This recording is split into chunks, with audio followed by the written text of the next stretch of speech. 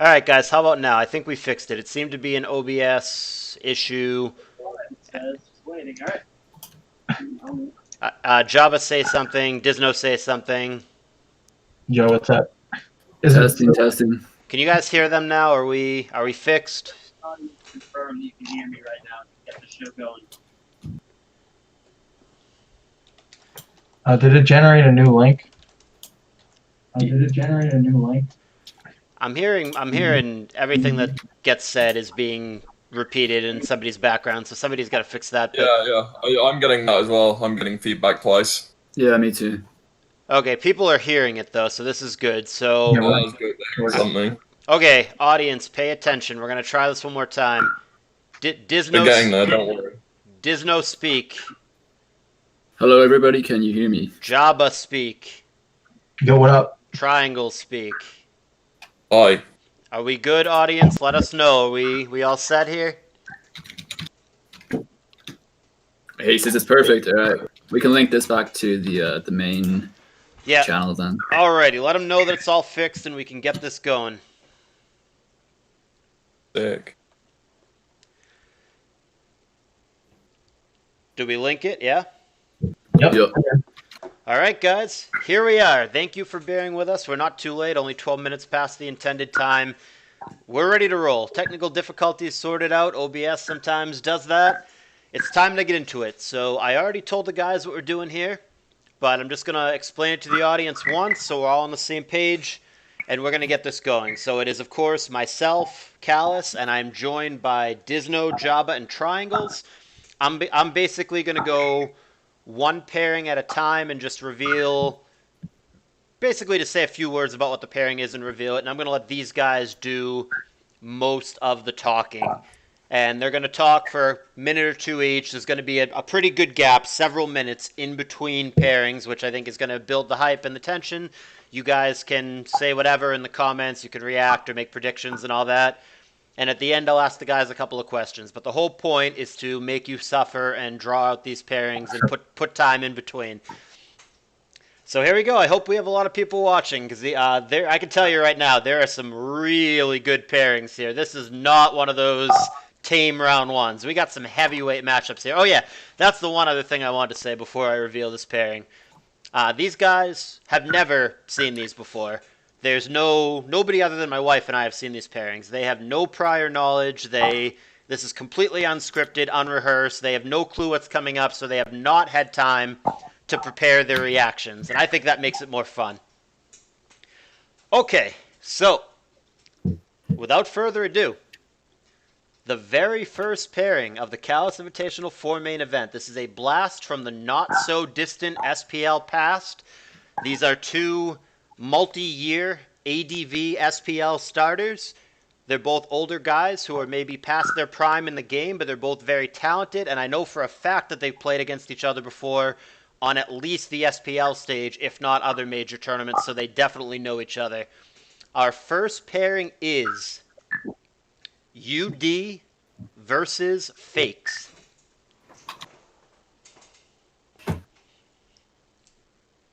Ahem. Oh, so I'm starting off. Sorry. Okay. This is an interesting one. So yeah, UD definitely, in most people's eyes, is not going to be like, he's not at his peak anymore, I suppose. But the thing is, he's going to come to play this tour. Like he's been, I think, much of his him not being at his top is him kind of messing around a bit. I really don't think that that's going to be the case in this tournament. So I'm really expecting and hoping to see some stuff from UD that we know. Like we know he's got a really high roof when he wants to. I mean, he's together. Him and Asta have probably contributed more to this tier than everybody else in their entirety. You know, so he's incredibly knowledgeable. Fakes is like he's been playing insane recently, and I know he's put in some really good runs in some recent advanced tours like Advanced Cup, and he puts in good runs in advanced every time he enters a tournament. So, and like we all know, the Fakes is just about as tough as anyone to play against, especially because he's got an unorthodox style, and he might even be favored here just based on how consistent he's been recently. So this is a really interesting one to me. If UD can manage to get fakes to actually turn up and not just like disappear, and these guys actually manage to schedule, I think it's going to be an absolute blast, to be honest. All right. My opinion, I think this is a really good matchup. This is really reminiscent to me of when I was playing in my prime in SPL. This was just 4 or 5 years ago. This would be a premier matchup in SPL. It's cool to see it now. I think I've mentioned this every single time UD's name comes up. We've known each other for a very long time. I think it's really cool he came back. He kind of fizzles in and out, and it's kind of almost like Dizno says. Sometimes he just messes around. He doesn't take it as seriously. Sometimes he can become a little stagnant in his team building, and then sometimes, on the complete flip side of that, he brings the weirdest shit you've ever seen. You might see a couple Venusaurs in this series, stuff like that. So that's really cool, and we'll see if he does give that effort that we know he's capable of. We know this is someone who can make a deep run if he really puts his head down. But then he might have to spend a movie night with his wife and not be able to practice that week. So we'll see how that plays out over the course of the tournament. Fake's obviously one of the more consistent players, I think, from the past several years. He's been pretty much a top tier advanced SPL staple for a really long time.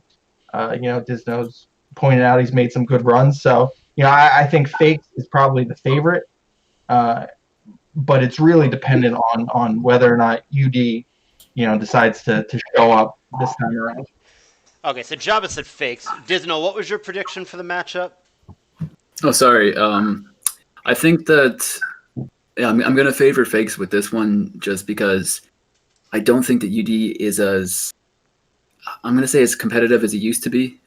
Maybe it's just something to do with him not caring as much anymore, given how much he's contributed already and how much we already know. And he's got such a patented career already. It's like he's probably beyond the point of caring. But no, I just think Fakes is the more hungry player, and probably just he's been more consistent in recent times. So I'm going to favor Fakes with this one. And triangles, go ahead. Okay, so UD's career is very interesting to analyze because he's obviously not had a lot of recent success. But everyone forgets, like just three or so years ago, just how dominant he was. There's, of course, that one fantastic SPL season where he was just really on the ball. And he came with these just hyper-modern, at the time, incredibly well-prepared teams. He made winning in Pokemon's hardest tournament just look easy and streamlined. And his greatest strength when he was playing was just having precise, well-thought-out lines of endgame. And I think the thing that marked his downturn was actually his massive team dump on Smog forums, where he really started to publicize his preferences and how he viewed the tier, and things like really disliking using Dugtrio. And then people started counter-teaming him, figuring out how to exploit his tendencies, and he didn't change as much in response to that as he should have. I think he's learned his lesson. And if he can find some way to sort of replicate this this read on the metagame that he used to have and this in-battle execution, then I think I would favor him against Fakes. Just to touch on Fakes quickly, everyone always mentions, he's a pilot, he doesn't build his own teams. I don't think there's anything wrong with that per se. I think he does very well with them. But I think UD is going to be able to find some kind of a way to exploit that if he's on the ball. And I could see UD just caring more and maybe winning because of it. So I'm going to pick UD. We already have a split decision. We're only one pairing in. Let's see what you guys think about the next one. Our second pairing for CALLOUS Invitational 4 main event. This is the first instance, and I will give you some foreshadowing, not the last instance, of a very difficult Welcome to CALLOUS Invitational present that we have here. This is a first-timer against one of the very best players and one of the tournament favorites. We've got Gaku versus Tama. Well, that's rough for Gaku. I personally I love Gaku's team building. I think he's when I've seen him play recently, I just love the stuff he's bringing. It's unfortunate that you come out of the gate playing Tama home. I believe he just won the Advanced Cup. Someone correct me if I'm wrong on that. That's correct. Right over Band Manaphy, right? That's Which correct. is huge. So it's not even like Tama Holmes coming into this, on a rough patch. He's at his peak right now, probably. So, poor pull by Gaku. It's unfortunate, but this is a tournament where there's probably a 75% chance you're pulling a big name like that anyway. But obviously, Tama Home at this point in time is still one of the rougher names you can pull in this current participant list. So for that reason, I'm probably going to lean Tama Home on this one. But it should be an interesting set of matches. Hopefully, Gaku brings the heat and can give us a show. So I look forward to watching this one. Okay, so as Jabba mentioned, Tama is a recent Advanced Cup winner, and he's really reignited his love for the tier in the last year. I would pick him as one of the outright favourites for this tournament, because it's practically impossible to beat him in the builder. He always prepares incredibly well. He's not always building his own teams, but I think there's nothing wrong with that. Just being able to select the right thing is a skill in and of itself. And his play absolutely backs that up with just excellent execution. As for Gaku, he's a debutant who, from what I've seen, seems to favor attack and aggression in his playstyle. Which I think that Tama is going to be able to exploit in what he brings. Possibly, you might see something like a 3-attack Starmie from Tama, or a Super Archie to try and bully Gaku's tendency towards aggression. So yeah, I would pick Tama. I would like to see from Gaku maybe like a deviation from what he usually does in an attempt to surprise him. But yeah, I think this is going to be a good matchup and a chance for Gaku to prove himself, but I still definitely favor Tama. So of note before Dizno speaks, Dizno has known Gaku longer and better than any of us, so very curious here. Go ahead, Dizno. Yeah, I want to speak a bit about Gaku for sure, or Gatsu, I think is how you pronounce it, but I'll just call him, what I call him, Gatsu is how I pronounce it. I don't know. I've no idea. It's some random Croatian name. But so for people who don't know, he's got the most advanced ults on the ADV ladder that are over the ELO drop-off point, which is 1500. And now he hit 100 ults quite a long time ago, so he could easily be 120 plus at this stage for all I know. Probably sits somewhere around 110 plus, I'd say. He is really solid. He obviously solid is not good enough for this tour, but what I mean by solid is more so that he is really good at envisioning the end game he needs to win from what I've seen, and he also is not actually one for making misplays at all, really, or even facing tournament pressure. He's a very calm, relaxed player, and I think he's got quite a high potential. I think that if he plays his best on the day, he can really put it to anyone. Now, he's probably limited by his extreme tendency to offense. I mean, there's just no chance this guy is bringing Milo Doll or Magdoll or like whatever Hardstall, insert whatever do nothing team here. There's no chance he's bringing it. But saying that, I think if you mix up your offense, it's hard to just it's hard to prepare for offense if it's, there's different types of offense. So I don't think it's that predictable.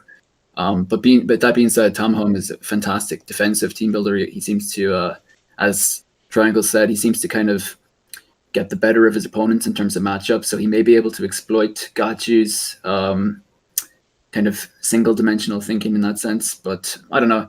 I don't think that'll be a huge issue. I'm actually also really interested in just seeing Tama home play as well. Obviously, he made Advanced Cup finals twice in a row, which just shows how solid he is. I mean, how consistent he is. This guy is incredibly talented.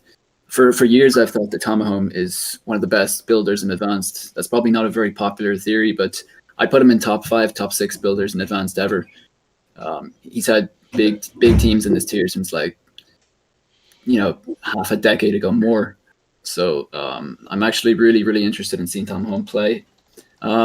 He's definitely going to he's definitely going to have the advantage coming into this. He's definitely going to be seen as the favorite, and I do think that I will be putting him as my favorite to win this. But saying that, I just don't think that anybody should write out Gaku. I think that he's gonna be, he knows that this is his chance to prove himself, and I think that he's going to try and capitalize on that. Our next pairing. This is one of my 2 favorite pairings of the entire round. I will absolutely be narrating this one myself. This is one of my 2 personal favorites. It is a former CALLOUS Invitational champion against a former CALLOUS Invitational runner-up. This is a heavyweight round 1 matchup that I cannot wait to see. It is CALLOUS Invitational 2 champion Cowboy Dan against CALLOUS Invitational 1 runner-up M-Dragon. Okay, so I'll start off talking about M-Dragon, and I think it's interesting to look at how his team building has sort of changed in the last few years. Because he's adopted this very sort of distinct individual style of building, which is very dissimilar to other players. It's this sort of unique blend of these very traditionally strong threats with these occasional touches of hyper-modernity. And all these decisions that he makes in the builder, he really knows how to sort of carry the unique sort of mechanics and advantages his teams provide him over into the game. He knows how to execute. He knows how to play endgames well. Just years and years of experience. A very sort of consummate pro. As for Dan, I wonder where Dan is right now in terms of how much he's playing. I think you might know a little more than me. A few years ago, he was very talented. Obviously, he had the Invitational win, which was a great success. But is he going to be able to replicate past form? Because I've sort of heard very little about him of recent. And for that reason, I think I would probably favour M-Dragon, but I'm ready to be surprised, honestly.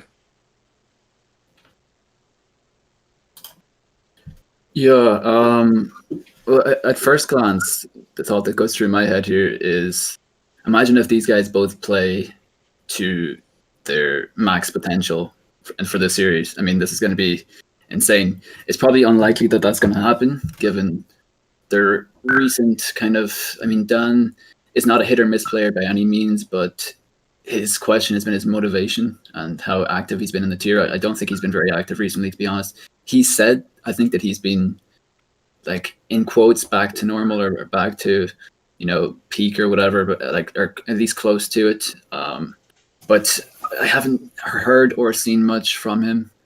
I haven't seen him play much, and I like to do the eye test. I don't know where he's at right now, to be honest. Whereas for M-Dragon, I think it's fair to say he's past it. Not like past it and then full stop, but he's past what he was once feared for. I mean, he's not the player he was once feared. I still think that he's just as tough to beat as anybody, but I don't know. I'm not as high on him as I am on Dan. I think I'm favoring Dan for this one. What is going to interest me though is seeing both players play with their very unique play styles against each other. Dan uses kind of a lot of top OU mons in offense, and he uses them really well. He really makes a lot of offenses around the best mons in the tier, and it's always interesting to see him play like that.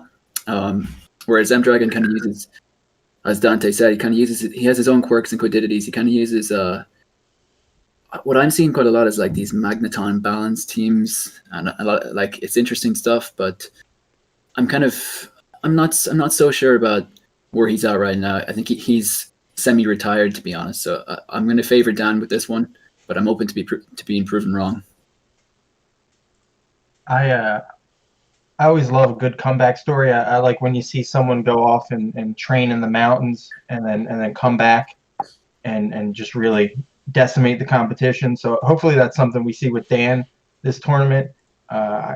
Like Dizno, I don't know what results he's been putting up. I recall that he did play in PPL, and I think I watched a couple of his matches, and I wouldn't say he was at 100% in those. Maybe he's picked it up a couple notches since then. You know, obviously in a perfect world, like has been said before, you know, both these players are coming in and they're going to be playing to their full potential. Highly unlikely. I think I wouldn't be surprised if one of the players in this set might be one to fall flat. I don't want to throw that around willy-nilly, but I think it's possible. I think that M Dragon, his style, I think I forget who put it. It was kind of that magneton balance. I think that holds up well, kind of in matchups, maybe against players that aren't playing at their peak. You know, that sort of style gives you a little bit of an advantage. So maybe his team building might lend himself to this matchup, you know, a little more than Cowboy Dan's would. So we'll see. Obviously, anything can happen, and anything will happen throughout this tournament, up to and including several Sandvale wins. So get ready for those.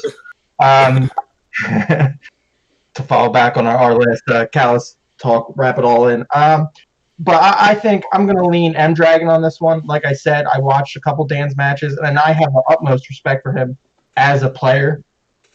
I just don't think he is up to where he was back when he won. So I'll take M Dragon in this one. So this next pairing, very opposite actually. We're talking about two of the most successful players, a former champion and a former runner-up in CALLOUS Invitational history. This next pairing, these two guys had a combined total of 0 wins in the tournament last year. One of them went 0-2, the other was not in the tournament. And the other thing that's interesting here is that as it happens, these are two of the most defense-minded players in the tour, two of the safest players in the tour, two guys who genuinely believe that they can win any late game. They want to grind the game out because they both think they're better than anybody else in a late game scenario. So this is a very cute pairing. This is definitely for the viewer who wants to watch methodical chess match ADV. And for me, the biggest question of this match is which will take longer, the 12-hour flight to Europe to watch it or the set itself? We will find out with Soulwind versus Socceroo. Okay, well, so this is going to be the matchup of the two guys that don't have attacking moves, fighting each other, basically. It's going to be like clay doll spinning into Wish Jirachi plus, you know, Milo. It's just going to be every man that does nothing you can think of in Advanced. My criticism of Soulwind in Advanced is not to do with his player ability at all. It's to do with his team choice.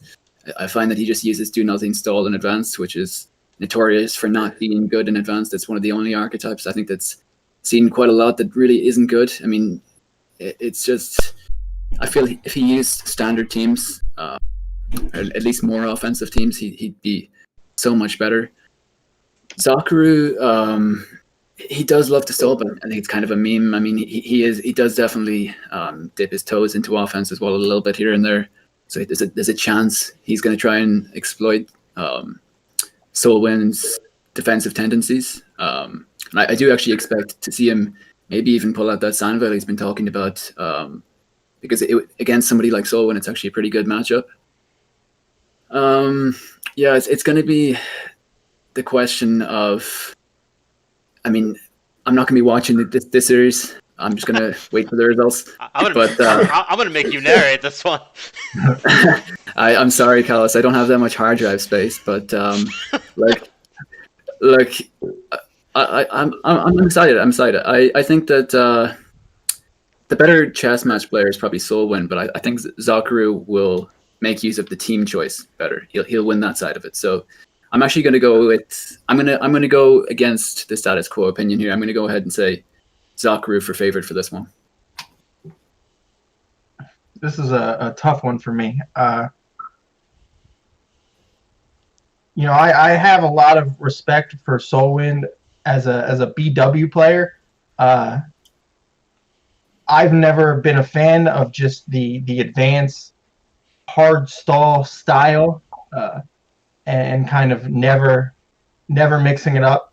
And as Dizno said, this is not a series I would like to narrate either.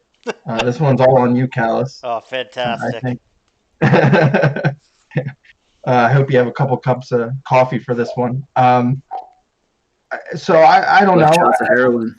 I think that'll work too. I think it's hard to predict when you have two players this good and they're gonna, and if they are gonna stall, and like you said, you know, I think Socceroo is probably more likely to break, I think, than Soulwind. That's just based on my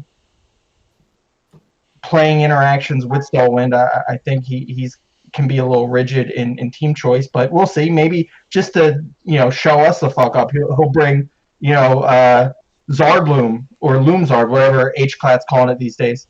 And that would be fun. That'd be interesting. I think Zocceroo is probably more likely to break that, and maybe that's what gives him an advantage, just that alone. But, you know, we'll see. As for who I think is going to win, I gotta go. My French man Zocceroo. He's going to be playing in a parade probably, and he's just going to dominate. Is how I see it going. So, what I like. So, oh, I'm sorry. I thought you already spoke. Go ahead. don't worry. So with Socceroo, everybody knows, everybody's touched on the stereotype. He's a stall player, but I think it's totally fine to have a favored playstyle like that, especially because Socceroo is actually surprisingly strong when he switches it up too. He's totally competent at playing aggro when he wants to be. I think I saw him. I can't remember exactly which tournament game. I should probably done my research better. But he was using this Machamp team that he just played fantastically, and I thought, wow, everyone's putting him in this box of being a stall player when he can really do it all. It's just he prefers to defend when he's not forced to do anything else, and I think that's a fine approach to have what you like, but you're also able to do something else at the same time. As for Soulwind, I don't think he's as much of like a stall purist as he's been made out to be here either. I just think he likes sort of consistency and teams that are just probably more standard, more proven, do well. One thing I'm interested in knowing with Soulwind is where his head's at in general, because he's not an outspoken or a vocal guy at all.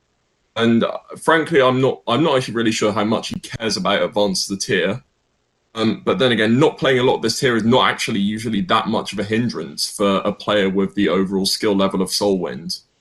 In terms of how I think the matchup will go, I think Socceroo might have the edge preparation-wise. I think we might see 2 games, a very stereotypical Socceroo team, and then maybe 1 game where he switches it up, does something different, and I think he'll come prepared for Soulwind. And for that reason, I would favour Socceroo here. I really like him. Okay, now we're on to the next one. Sorry about that.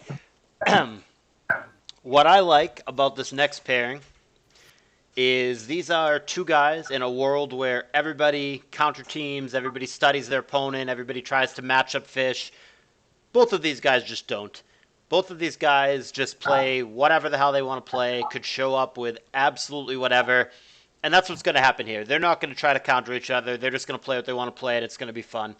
The other cool thing, right, is that supposedly, I have no way to verify definitively that this is true, but having talked to him after the tournament, somebody asked him, because he beat a couple really strong players, they asked, you know, what made you decide to use that team in that match? And his answer was, it was the first thing in my building. I just clicked the first thing in my building. That is a real man right there. Yeah, so both of these guys are like that. These are not counter teamers, and these are dudes who could show up with anything. So even though I don't know that either of these guys are tournament favorites, I think that this is going to be one of the more unpredictable and entertaining matches for the spectators. It is, of course, Lightbringer versus Clack. Well, this is fun. You know, Clack is the man right now. I don't know how far he's going to go. I don't know how well he's going to do in his sets. I just know that every set he plays in is going to be absolutely interesting. So this is going to be one of the more fun ones to watch. I definitely would love to narrate this one if I can call it already. Dibs, it's mine. It's been decided. So I'm really looking forward to it. I'm not in tune as the other two people here, so I actually haven't seen what Lightbringer has pulled out recently, how well he's done. So I'll leave that to the other people. I don't want to really jump in to a spot I don't know that well. I know he's a good player, and that's about as far as I can go. But Clack is definitely someone I know a lot of. He was on my PPL team, RRAPL team. Although I kind of forget what happened with that. I feel like I left at some point. I'm not really remembering what happened. But I love watching this practice. I'm hoping to see some Charizard. I'm hoping to see some Jinx stuff. Even crazier. I think we can go crazier than that. I think that's just a drop in the bucket of what Clack can bring. So I'm looking forward to this series. And I guess I'll pick Clack because I just rambled about his team building for a minute. So. Okay. So I'm going to touch a bit more on Blight, I think, to start with. So obviously he was bought for a big price tag in SPL, but he didn't do that well. And I think that can actually be attributed to M-Dragon really doing him a disservice of the teams he gave him. I touched on M-Dragon's building earlier, and these teams that he gave him just seem to be designed for M-Dragon himself and not for Blight's style, which is a very sort of specific one. Because Blight is just truly unique in the way he executes games. He'll completely sort of eschew aggressive prediction and momentum play early game, because he's really calculating further ahead than most. And he just wants to play towards a certain late game or win condition. He plays, to use the cliche, he plays chess. And I think that's a great way to play and something that I really admire. But it also requires having the right team, precise team preparation. Having the right kind of team to do that with, to back it up. And if he can get that right, I think he is just hugely favoured against Clack, who Jabba mentioned his sort of aggressive, offbeat building tendencies. But one thing I really dislike about Clack's play is that he occasionally makes mistakes in the early to mid game, which put him behind, and he just can't actually execute and do what his sort of offbeat builds are meant to do. And I think this is a very interesting clash of styles. If Clack can get ahead early and really sort of capitalize, build momentum, he'll be favored against Blight. But if Blight can, by the early game, get himself into a comfortable, even position midway through, then I would favor him. I think this is really close, and I would lean towards Blight slightly, I think. Okay, so first of all, at first glance, my thoughts about this matchup are, this is a super fun one. This is a highlight reel one. You've got Clack, who is probably renowned to be the biggest memer in the tier at the moment, and not memes in a bad sense. His memes actually make sense. We're on the same team for this advanced league kind of ladder tour thing we do every 3 weeks. They have this kind of meetup where we do tournaments again, where we do games against other teams. And he's been passing me some of his stuff. A lot of Blaziken, a lot of Dragonite, a lot of Jolteon, and a lot of Spikes, and it's really, really fun. But the thing about his teams is they work. There's a niche on every team, or a niche, as I think you American folks say. There's something on his teams that make his teams like he doesn't just throw them together for the sake of it. These are my favorite mons plus Scarm or whatever, you know. It's like his teams do have legitimate glue to them, and he can. I mean, he's been topping the ladder for a long time. This guy can actually really, really play as well. He isn't just a meme. I mean, he is very, very talented. Is he at the very tippity top of talent in this tour? Probably not. But I mean, I would never really count him out. That's I'll say that much anyway. As far as Blight goes, though, he's played so many friendlies. I mean, I've seen him in so many like public Gen 3 OU games, and I think he's kind of seasoned as this player who just isn't afraid to make those huge predictions on like turn 3, where you just like you click a random attack into a switch or whatever. He's a pure highlight reel player. But his performance last year in this tour should leave no doubts to the viewers as to how good he is. So he probably is favored in this matchup, to be honest. It's funny. It's funny with Lightbringer. He's kind of it's a weird little kind of gripe I have with him. It's like he can actually really build in this tier. He's got some teams that are pretty well known in this tier, kind of memeier teams, but they work. So he's actually well capable of building. But I think last year he was just using teams from Lanier's team dump and stuff. So the question with him is he really even going to put any effort into this, or is he just going to play on pure, talent, on pure just, I think this is coming in type stuff. Either way, this series is going to be extremely fun to watch, and it's going to be one of those do not miss ones. Next up, we have what is perhaps the most lopsided pairing, in my opinion. This is another example of a brutal welcome to CALLOUS Invitational gift. It is once again a first-timer against one of the best players and one of the tournament favorites. This is a real tough one here. We've got the best player in the history of CALLOUS Invitational Tours, the Linear Curve, welcoming first-timer and play-in winner, Tactless.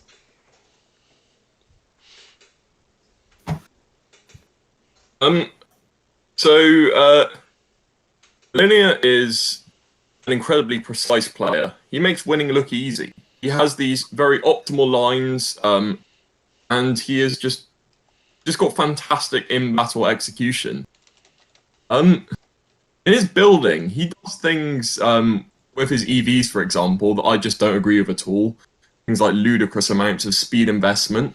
But the thing is, he'll always just have a measured reasoning behind doing so. And he'll know how to get the best mileage out of taking something maybe more unconventional or a setup that might have a certain weakness but also has its own strengths it can play off of. And Linear understands that. He knows what he has to do in a game, and he's very adaptable, very clean, very close, one of the closest players to a complete player. As for Tactless, he did fine in play-ins, won his games, did what he needed to, but it is worth noting that he recycled teams quite a few times, which made me worry a little and think he was running out of ideas preparation-wise. So I would hope that he manages to make 3 new teams a week. I'm not necessarily find 3 new teams a week, pick 3 new teams a week. I definitely favour Linear, especially because I feel like he'll have a strong edge in prep, and of course he's such an excellent player that he'll have the edge over most opponents. I don't think that's a crazy opinion.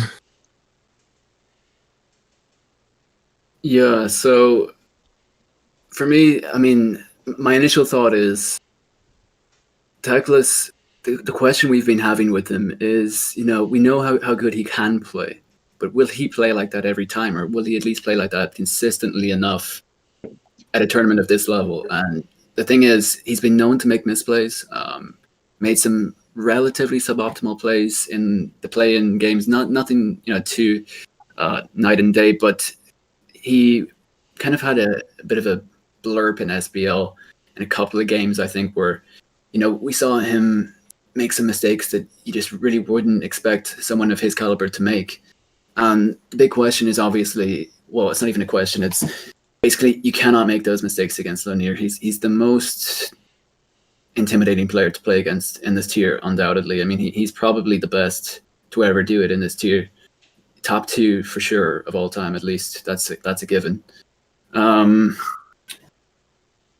you know, I suppose Tactless, the likelihood of him winning this game might actually come down to the type of teams Linear brings. I don't know how seriously, well, not how seriously, but I don't know what kind of teams Linear plans to bring. If he plans to bring Solrock, offense, then who knows who's going to beat him. Even though Linear has actually been having huge success without an ADV Cup, which is actually disgusting. But I feel as though the ball is hugely in Linear's court here. I mean, if this was like a betting thing, you'd be making a lot of money for betting on Tactless if he won. So it's, I don't know, it's so tough to call.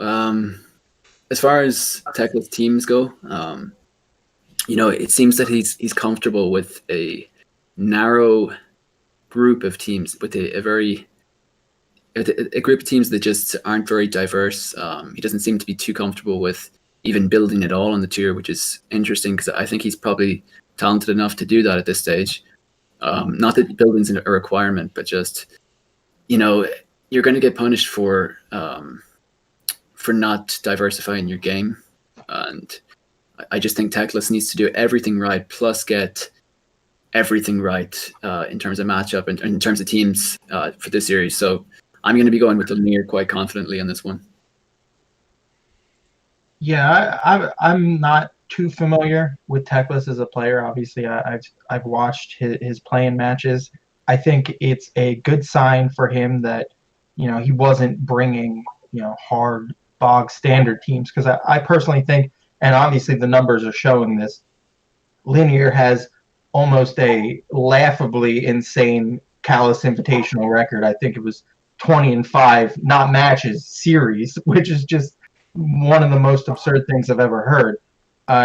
So I think there are very few players, maybe only a handful, if that can beat Linear consistently if they're going to bring something that's bog standard. I think Tactless is going to have to think a little bit out of the box, like Dizno said, get into those team matchups where things are just going to fall in his favor unless he gets incredibly outplayed, which is obviously still possible when you're talking about Linear.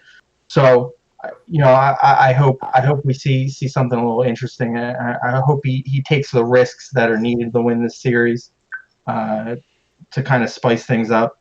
Obviously, when you're looking at a matchup like this, Linear has to be the overwhelming favorite. And like I said, there are probably very few players in this tournament where Linear is not the overwhelming favorite. So, that's who I'm going to have to go with. Yeah, and I think it's interesting. I think when this first came out, I think, CALLOUS, it was when you released your video about the participants.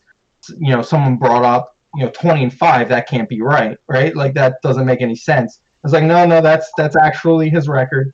And it's kind of like, what the question came up: what makes Linear kind of so good? And obviously Triangles mentioned a lot of stuff that really sets him above. And I think one thing that was interesting was he's so far ahead in the match itself. I don't think anyone can almost kind of match his long-term thinking. Like, I can barely think ahead to what I'm going to have for dinner that day, and this guy is 20 turns ahead in this Pokemon match. So expect a far run from him, and so I'm going to take him in this round. All right, so moving on to a less lopsided pairing. This one I think is very exciting. These are two players who are both coming off very successful SPLs. These are players who are proven across multiple tiers. These guys have success in things other than just ADV. These guys definitely will be in SPL next year and will probably have a pretty hefty price tag attached to them. However, their CALLOUS Invitational story is quite different. One of these players has made money in this tournament before. The other has not yet won a single match in this tournament as of yet. We'll see if that changes, but this is a really cool pairing between two of the better, more modern ADV players, and I am, of course, talking about Star Master versus Cyber Odin. Okay, so I'll start with Cyber Odin. Last year, I had no faith in him. I'd seen his plays, I'd seen the teams he was using, his team building, and I thought there's some holes in his teams, there's some holes in him as a player. I thought that this, that, and the other. Had a lot of gripes with him as a player, but that's all kind of been squashed, really. I mean, he went, I think it was 6-3 in the most recent SBL. He's playing the tier so much differently now than he was 2 years ago. To me, I know some people don't see it that way, to be honest, but I think he's improved enormously. He's so confident about the way he plays now, and he's very good at gaining momentum, and kind of he seems to always be on the, I don't know how to articulate. He's like he's always on the offense. It's like he always gets the early game momentum, and his opponent seems to be playing catch up, and it's something you only really see from the top percent, the very top players in the tier. It's it's kind of a redemption story to me, because last year I was talking about it with CALLOUS. I said, this guy, he's going to go out early, and I think he did actually go 0-2 in the end. And I was not very high on him, but that's completely changed. I think he's probably in the top half of players in this 32-man bracket at this point, and he's going to be favored against the majority of players in this tournament. But that being said, Starmaster has had a ridiculously solid CALLOUS Cup run. I don't know, was he in it since the first one? I think he was. I think he was in CALLOUS Invitational 1. Number 2. Was it 2? Yep. 2. Yeah, so he started in 2, and I think since 2, he's had really good runs. I'm not sure what exactly they were off the top of my head, but he's come far in pretty much every single one since, I think, or the ones he's been in since. But outside of CALLOUS Cup, outside of ADV even, we know him to be an incredibly high level player. He's he's going to be an SBL every year. I think he can play advanced at the very highest level, and it's going to be a tough one for me to decide between these two, because I think they're both. It's tough. I'm going to go with Cyber Odin just based on his recent performance and the fact that he's been kind of more ADV focused, I suppose, than Starmaster. He's probably been spending more of his time in this tier specifically, so I'm going to go with him on this one. But it's a very narrow edging for me. Is that correct? CALLOUS, did Cyber Odin go 0-2 last year? Do you recall? Yeah, he got paired against Asta and then Fear, which is pretty brutal. But Yeah, yes, he did. Yeah, I recall last year. I know that he was one of your dark horse picks. So with Dizno saying that he's improved since then, maybe this could be a slightly darker horse this year. So that'll be interesting. I assume we're going to discuss dark horses later. Maybe his name will come up this year. These are just two solid players. I think two solid players with a solid set.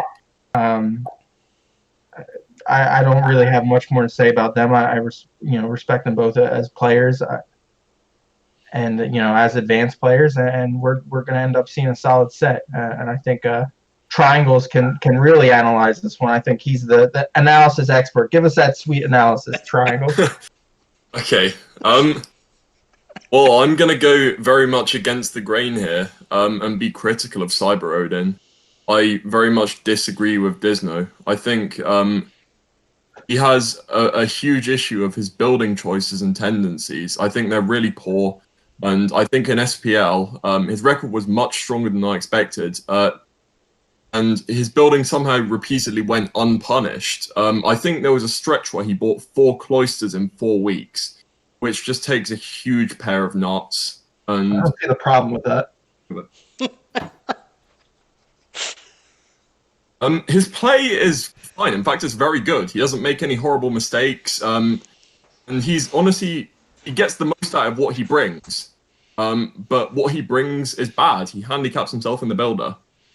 There's a lot of ways you can counter team Cyber Odin, and it's a matter of whether Star will find them. When I think of Star, I think of like a very consistent and mistake-averse player, but someone with a slightly uninventive perception of the tier at times.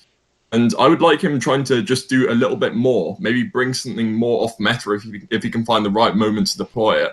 I think Cyber Odin is the perfect opponent for Star to like really watch some replays, analyze, and pick something out that's maybe a bit off the beaten track, and really get a good matchup and dominate him. And I think if Star can manage to do that, I would favor Star here. So I'm going to pick Star, but I think this is very close. Here's my other personal favorite pairing of the round, and I am absolutely narrating this one myself as well. This one has the potential to be a super duper treat for the spectators. This one is two guys who could show up with absolutely anything. Two very open-minded players who do not give a shit about the metagame or about conventional team-building wisdom. Very open-minded, could show up with anything. This one has potential to be wet and wild, and this one could absolutely be a great YouTube highlight reel pairing. And Wet and wild. and these guys know each other, so I think that adds a little bit to the dynamic as well. Like in the carnal sense, or what are you talking about? They could. You'll have to ask. But no, this one's going to be a hell of an entertaining one for me as a spectator, not just as a narrator. I can't wait to see this. This one's going to be a lot of fun. Georgie versus Alldon. Oh man, I've so. Do you call him Georgie? There's no E in there. It's Gorgie. He's new. I've known this guy since I think I don't even know how long. Almost as long as I've been alive. I think we were on SPL 1 bigs together. That's how old we are. What are we in, like SPL 30 right now? Puts us at 50 and 52 respectively.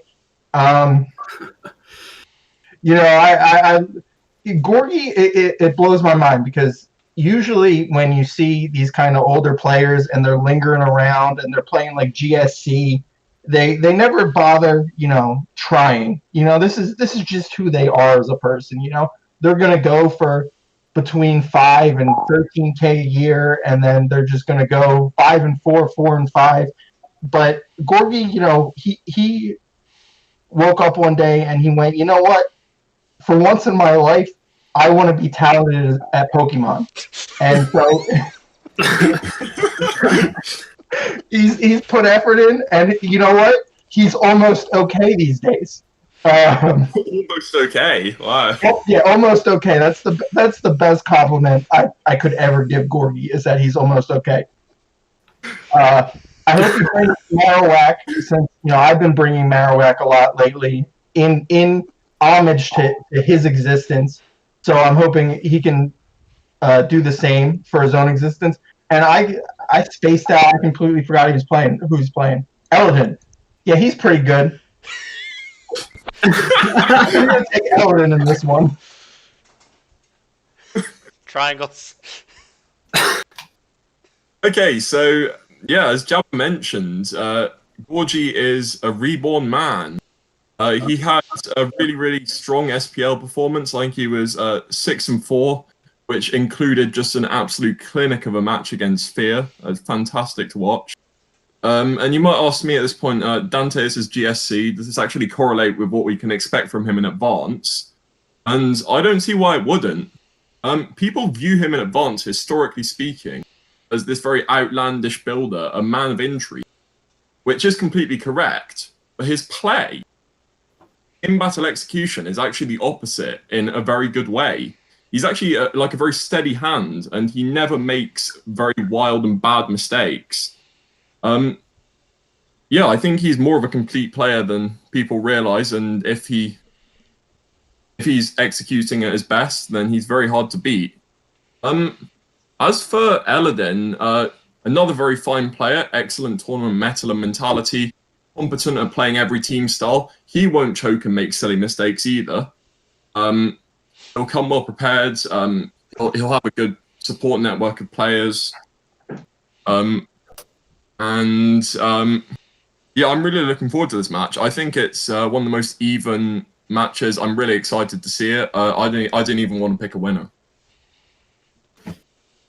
Okay, I'm very excited for this series because I know that both guys like to use unconventional stuff, or at least they like to kind of dip their toes into the box of memes a little bit. And I really like, I mean, I've done a ladder video with Georgie on my channel, Cool Trainer Georgie. That is actually how you pronounce his name, Jabba. But he has some really cool teams from like, I think he said it was back in before Rest Talk times, like way back. And he's got a lot of cool stuff. If I don't see at least one Yogi Bear, at least one Ursa Ring in this series, I'm going to be very upset. Or at least the bulk up Metachan. That's kind of the entry bar level there. But I'd like to see some even more quirky stuff. As for Alldon, yeah, he's pretty good. No, he's Alldon's like, I don't know. I'm under the impression he's like a fantastic player in terms of the newer generations. I don't know how. I mean, he's not bad in advanced either. But the thing is, my compliments of Alldon are basically going to be narrowed down to the fact that Georgie knows that Alldon likes to go outside the box a bit as well. So I'm hoping that Georgie uses this as an excuse to bring Ursa Ring. That's my final comment. I'm going to go with Georgie on this one. This next pairing, I find it kind of challenging to introduce because I just view these players as very different in every way. It is another brutal welcome to CALLOUS Invitational. There seems to be a few of those this round, and this is just another one with a first-timer against a hardened veteran, against someone who is one of the best players in the tour. These guys are just really different. I mean, one of them's been around since the dawn of time. The other is more recent. One of them has a very lengthy high-level tournament resume. The other one hasn't really gotten too much of a chance at the high level, but is just starting to come into their own. And like I said, I view these players as very different. Not as like a lopsided matchup. One's way better than the other. Just more of, I don't think they play the right way, the same way rather. I don't think that they think the same way. I think they're just very different guys, and they come from very different backgrounds. So I really don't know on this one, but I can't wait to hear your thoughts. Once again, a brutal welcome to CALLOUS Invitational for our man Altina, who is going to be against Fear. Okay, so Altina, he is a well-rounded guy as a player. He's a hard worker. He's a student of the tier. He really likes to learn. He likes to build. He can occasionally err a little bit in end games, make some bigger thinking mistakes. But I think that's going to come, and that's somewhere that he's improving in a lot. And I think he's very good at getting ahead in the early game because he's got like a good tier understanding. He's very on the beat with modern stuff. And yeah, as CALLOUS said, Fear is sort of the opposite. As more like an older player who's maybe not played as much Advanced recently. I admire Fear a great deal, mainly because he has the distinct honor of being Shake's least favorite player, which is something close to my heart. As for who is going to win the matchup, I'm going to go with Altina. I think this is a really good chance for Altina to prove himself, prepare well. Fear does have a style that he favors, I would say. He's historically preferred fullback on TSS. I think Altina's going to maybe have the tools. I might like to see some trappers, some kind of a Curslack setup, or maybe an Asta Coon from Altina. And yeah, I'll pick Altina here. Okay, so I think I'll take this one by talking about what I think what both players' best attributes are. For Altina, I think it's the fact that he is not only comfortable, but also very competent at wielding pretty much every archetype in the tier. He can use anything, and he has used everything. He's laddered extensively and played tours extensively. He seems to sign up for every tour that goes in advanced, and he can really use anything. Now he does, from my eye test, I see him kind of tend towards offense a bit, maybe a little bit towards, I think spikeless offense mostly. But of course, that's all subject to, I mean, I haven't seen him play in the last couple of weeks or so that could easily change, because he does just mix it up completely. He's very talented. If I had to say who my top 8 were for this tournament, I don't know if I put him in there. I think that he hasn't achieved any tournament, any meaningful kind of tournament win, or even that many impressive results in tournaments in recent times anyway, at least. That's not to say that that can't change soon, because I mean, I feel like if you're thinking of the next breakthrough player, it's probably going to be Altina. But on to Fear. I think if you don't know how good Fear is, then you ought to kind of go for a little history lesson. He can play advanced about as well as, I mean, nearly as well as anybody. He's a fantastic advanced player. He's obviously GSC main, but he can play advanced, and he does play advanced at an extremely high level. He actually recently just mentioned that he has actually been playing advanced, whether people know it or not. He's actually been kind of dipping in and out of that tier in his own time just recently. So he is actually brushing up, and this guy is ridiculously good. If I had to break it down to who is the better player, period, I think I'd go Fear comfortably. But with Altina's recency, the fact that he spends more time in this tier, and the fact that he is probably more familiar with modern advanced, he gets an advantage in that sense. However, I still think I'm going to go with Fear on this, just based on how good he really is. I think it's important to draw attention to what CALLOUS said about Fear, which is he pointed out that Franklin D. Roosevelt kind of sort of almost said the other competitors have nothing to fear but Fear himself. That's deep shit, CALLOUS. How'd you think of that? Props on that.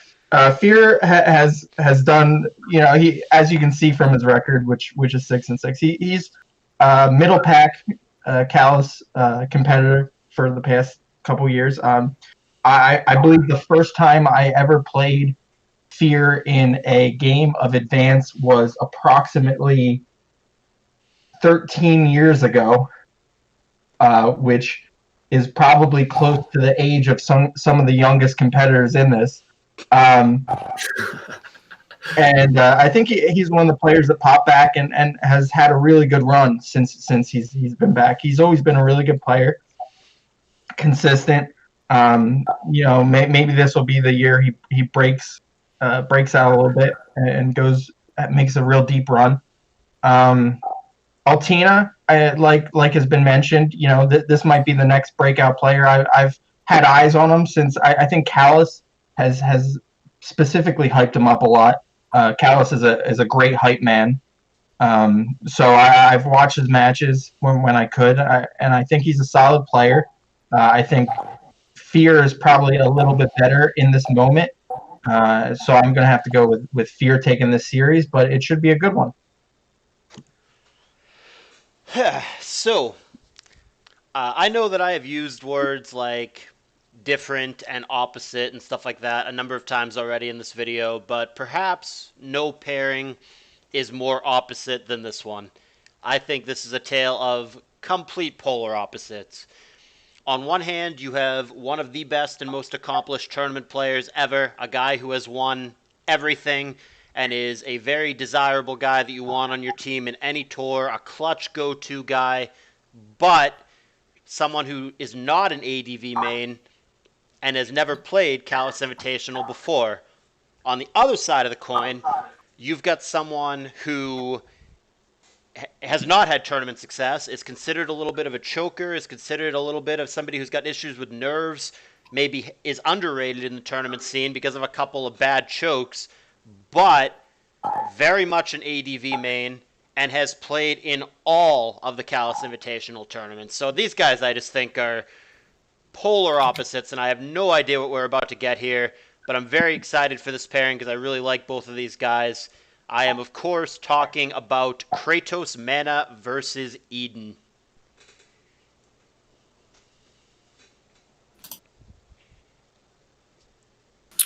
Okay, so,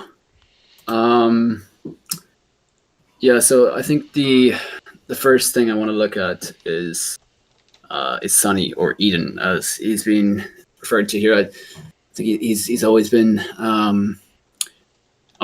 we're always unsure what exactly his main IGN is. I've always called him Sonny, so I'm just going to do that for the sake of this. So, for me, Sonny is a guy who has about, I mean, when he's in friendlies, when he's in non-important matches, he's about as good as a player as you're ever going to play. He's like the king of friendlies. I've played friendlies with Sonny where he just donks me 3-0 with relative ease. But then, in tournaments, it doesn't seem to transpire the same way. You might look at him play and he might go, make a really kind of patently obvious misplay. And you're left kind of wondering, how did he do that? That's not the Sonny I know. And I think it could be a nerve issue. I don't know. I can't be sure on that. But it seems to be his biggest fault seems to be himself in that sense. Like if this tournament wasn't worth anything and he was just playing his opponents in friendlies all the way through, he'd be, I don't know about a betting favorite, but he'd be at least a betting a good bet. But it's so tough to say. If he can get over the nerves or whatever it is and just play to the standard that we know he's capable of, I know I say that a lot, but if he can just play to his max potential and just leave all of the stress, the nerves, the expected pressure behind and just beside maybe, I think he can beat just about anyone. As for Kratos Mana, I don't know a huge amount about him because my knowledge of this game in general is pretty exclusive to Advanced, and from what I'm aware, his Advanced career is not that well documented. But he has some notable tour performances, but for me, I like to see consistency. Consistency is the only good measure going into a tour like this, and I just haven't seen him on a consistent enough basis in terms of the actual amount of games he's played. That being said, though, from what I've heard from other people, he has been fantastic in other tiers, and as a player, as an individual, when it comes down to turn-by-turn play, he is phenomenal. So if he can dig into the advanced scene and take this tour really seriously and do a lot of practice, play a lot of games, do a lot of prepping, do a lot of building for this tour, I have no doubt that he'll go far. But saying that, I've got to go with Sonny. I've got to go with somebody who's tried and true, who's known to be an advanced main. And I've actually been talking to Sonny a lot in DMs. He's been prepping for about a couple of weeks now, maybe even a month for this tour. We've been bouncing ideas off each other. I can tell you that he is completely, he's so motivated for this tour, and a motivated player is always somebody you're gonna see put in results. So I'm gonna have to go with Sonny on this one. Yeah, I think we all know that Sonny has a high. What's the terminology that we're using? A high roof. So I think hopefully he brings it. It's interesting that he's been prepping for a couple months.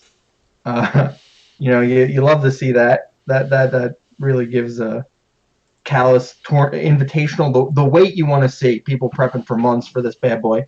I like Sonny. I like his play style. I like watching him play, and when he does have those good results, it's really fun to watch him go. Like Dizno, I'm not the most familiar with Kratos Mana in advance. I obviously have seen him play other tiers, and it's always nice to see those later tier players kind of make their way down to advance and see kind of how those later generations almost translate, how their skills in those generations are able to translate over to advance. And I think sometimes you see them bring something with them that can kind of, almost revitalize the tier a little bit if they, bring a different play style, or they adopt a different, something that maybe sees play in BW or DPP, and it's kind of like, why has this never seen play in advance? This kind of fits the tier. So sometimes you'll see that. So it's really interesting to see. I like that the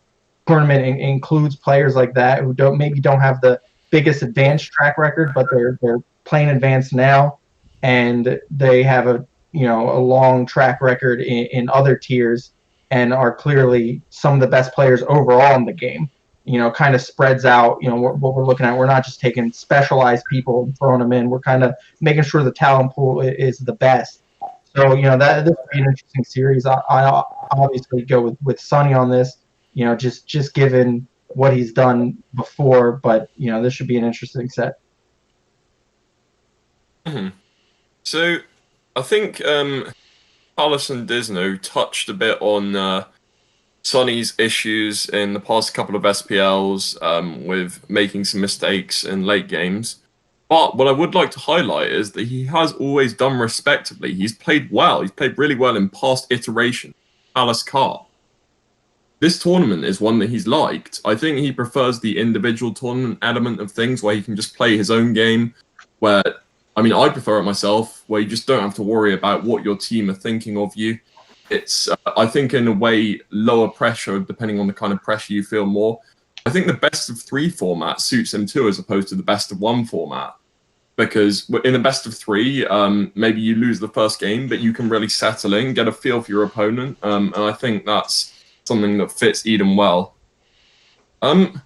As for Anti, you've heard me spill the deeper secrets of a lot of other players, but I really don't know anything about Anti in this tier. Looking at his SPL, he went from being completely unknown in GSC to just starting in GSC, and then succeeding immediately, and just looking like a seasoned pro. Could he do it again in this tier? Remains to be seen. I think his opponent should watch out for Ninja's Pass. Anyway, I don't know. I'm not going to pick matchup because Anti is just a total unknown. Alright guys, so at this point, there are only 12 players and therefore, of course, 6 pairings remaining. And for those of you keeping track at home, for these specific players, there are some huge names that have still not yet been paired. I'm telling you right now, looking at the list from here on out, we are getting into the meat and potatoes. There are several doozies coming all in a row. Really big pairings about to come all in a row. And I think that perhaps none of them are going to excite the Smogon crowd in particular as much as this next pairing. I think this one is going to be the favorite of the Smogon regulars. These are 2 huge names and huge personalities on Smogon, and this is a really tough round 1 pairing between 2 of the more overall talented players in the pool. But like I said, this is going to be a treat for the Smogon crowd in particular. We've got Roro versus PDC. This is me, right? I lost track already. It's like a never-ending loop. I think this is me, though. This is obviously huge. This is the round 1 matchup you love to see, unless you're obviously either one of these 2 players. But, who cares about them? This is for our entertainment. They're merely our pawns. There's not much I could say about Roro that hasn't been said, a million times at this point. He's been consistent for God knows how long, 10 years. I don't know, but he's been great. And in advance, he's not. He both, he can do box standard. He can do a little off box standard. He can do whatever he wants really, and plays it well, no matter what he's doing. I've never been able to use his teams, but when he uses them, they're pretty good. PDC obviously, has been doing the same thing for. He's been doing it for just as long, but I think when he started doing it, he was 12, 11, 12. And he came right onto the scene as one of the best players. Teenager beating up on spoomers. So this is gonna be a great series. I think both these players can do whatever they want, and they'll put up a show. I'm looking forward to it. If I had to choose, I'd probably go with Roro. I think I do that every single year when we do these kind of pairings. I think I always just pick Roro as a safe bet. I don't know how he's done in the tour so far. That's why I have your video up, and I pull it up every once in a while. And I got to say, your jokes were absolutely on point throughout the entire thing. I don't know if you've got enough props for them, Callous, but I'm giving props to you right now. Yeah, agreed. 3 and 4, not a great showing, and I guess that means I've been wrong most of the time when I pick them. So you know what? I'll switch it up this year. I'll go with PDC. Okay. So McMegan obviously wins a lot of games, but it's worth picking apart how he wins the games. When he wins games, a lot of the time he will dominate. He has this unique talent for finding maybe just a small early advantage, like a little bit of momentum, and then just snowballing it extremely well into this insurmountable lead, which quite often will turn into a sweep. And the teams he brings, they fit with this style so well. He adores these very boosting, heavy, bulky setups that can just totally take an opponent out of it in the mid-game. And he loves early game mons as well, like a Zapdos and Vaporeon, for example, just to get that crucial momentum that he so craves to get the gears turning. But opponents, the key thing when you're playing against McMegan is, I think, is to try and get ahead of him early, which is much easier said than done, of course. I think PDC is one of the players, though, who is most capable of it. PDC he's had like a real resurgence in the last 6 months, playing the game again after a while of being so-called crushed. He got into Classic playoffs, did pretty respectably in Advanced Cup, where he beat Asta, for example. He can do a lot of things. He's very versatile. And I think if he prepares well, brings the right kind of teams, I'm not exactly sure what those teams are, if I'm honest. But if he can figure that out, and figure out how to stop McMegan from getting this snowball machine rolling, then I would favour him slightly. Okay, so I've got a bit to say about this series. So I'll start with Roro. I was going back recently over some games, some old Smogon games, and I was trying to decide who I thought the best player of all time was. And he was obviously one of the people in question. I looked at some old games, particularly the series between him and T-Sung for Classic, the very famous series, and particularly that famous game from, I think it was BW. And I just arrived at the conclusion, I kind of weighed it all up and I arrived at the conclusion that I think Roro is the best player in Smogon's history. I really do. I think he's the best player ever. And I don't think that, I think he's been phenomenally consistent. I don't think that he's dropped off notably at any point. And if he has, he's definitely come back up. I think he's just been consistently in the very, very high, like the very, very top tier of players for years on end. And I don't think his CALLOUS Invitational record reflects him as a threat here. I mean, whatever it is, like 5 and 6. I mean, the guy won Advanced Cup, was it 2 years ago? He's been phenomenal. I think that he epitomizes the difference between somebody who builds a team to be viable and somebody who builds a team to win. And I think that he is never really going to make... I mean, you're going to have to play particularly good to beat him. It's not going to come down to him making misplays or him playing average or whatever. You're going to have to play special to beat him. And that's something you can only say about certain people.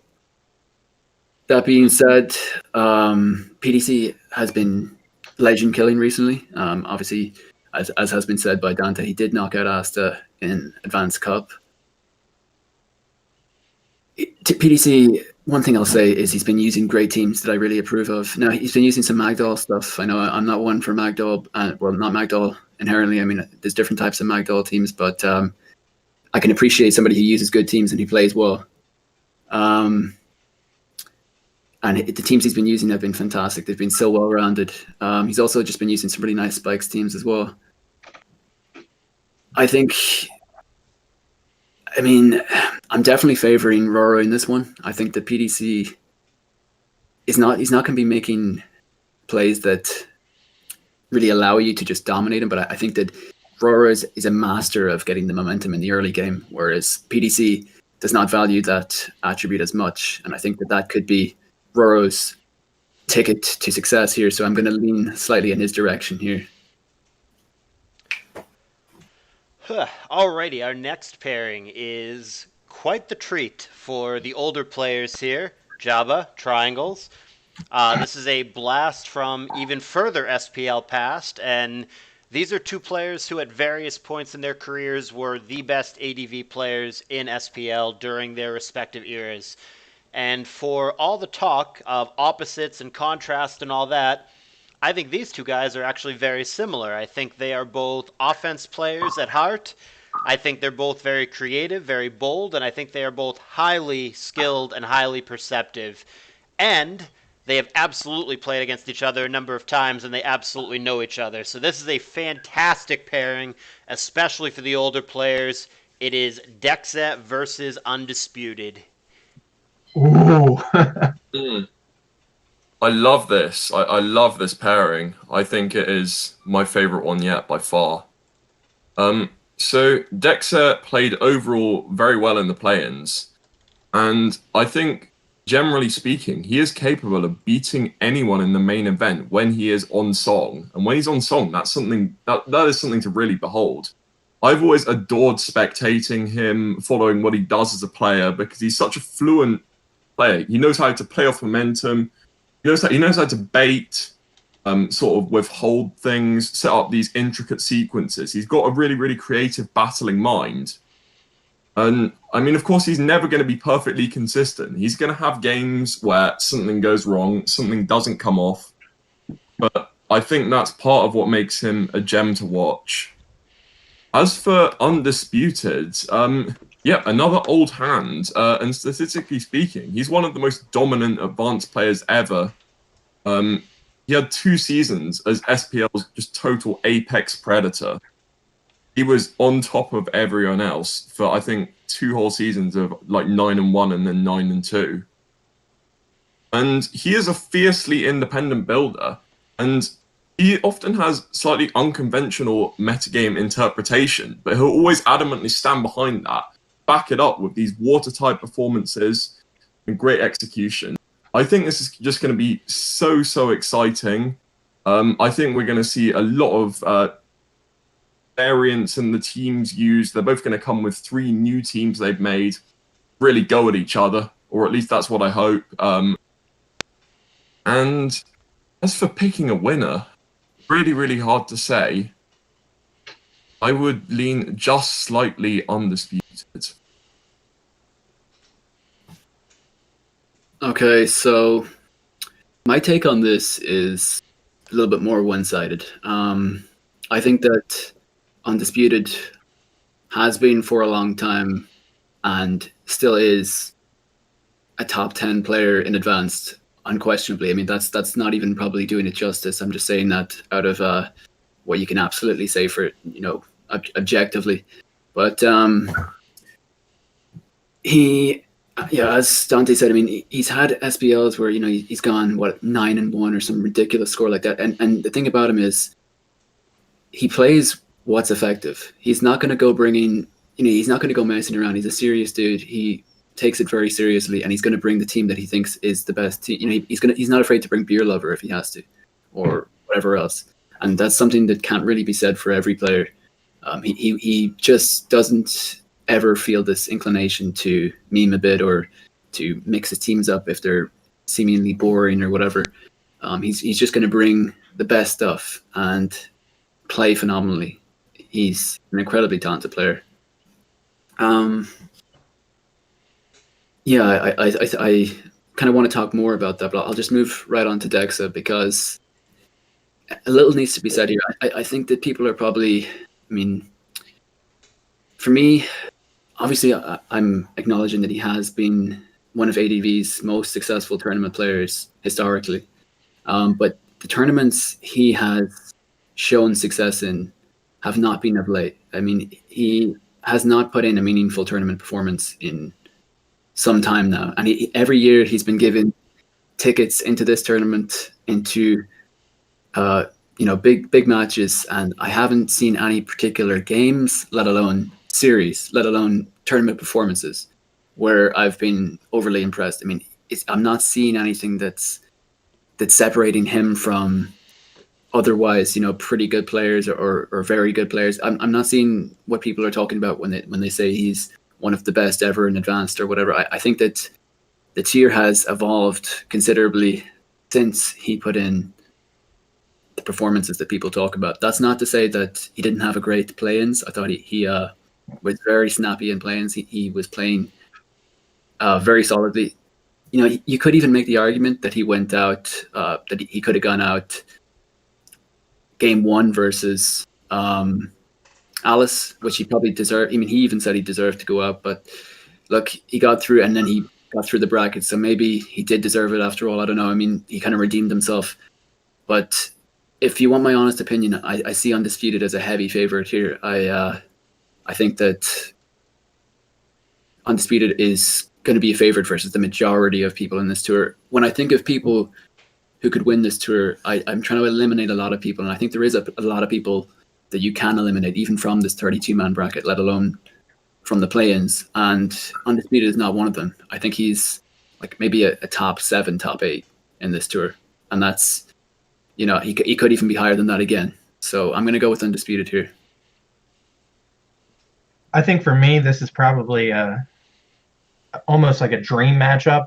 If Callous had asked me, what do you want to see in round one, this is probably the one I would pick. And maybe Dizno's right. Maybe my opinion of Dexa as a player is clouded from the memories of the matches I had against him in SPL, where I just think not only was he a great team builder that would bring really unique teams, I thought at the time, the way he played them too, it was amazing. I loved it. And frankly, the same exact thing happened with Undisputed. My matches against him were memorable. To this day, I remember the matches I had against both of them in this one season, where they both just played amazing. And they were the clearly the better player. I think I 50-50'd out Dexa that season, but they were just insane. And so, to see them play, in round one here, to me that's something I really want to see them both at their best, and I want to see just how interesting of a series this can be. And obviously we've seen Dexa with the play-ins bring some of the jankiest stuff we've seen in a while. And who can say if he's going to keep that going? I guess if it works, why break? And like was pointed out, maybe he got a little bit lucky against Alice, and that's half the reason he's here right now. But if he can keep that going and keep playing well, and then Undisputed plays well too, this is an amazing series. I love both these guys as players. I think they're amazing. I like their team building. I think it's unique, and I think it plays to their strength as players. And so this, for me, is probably my favorite matchup so far, and I can't wait to watch it.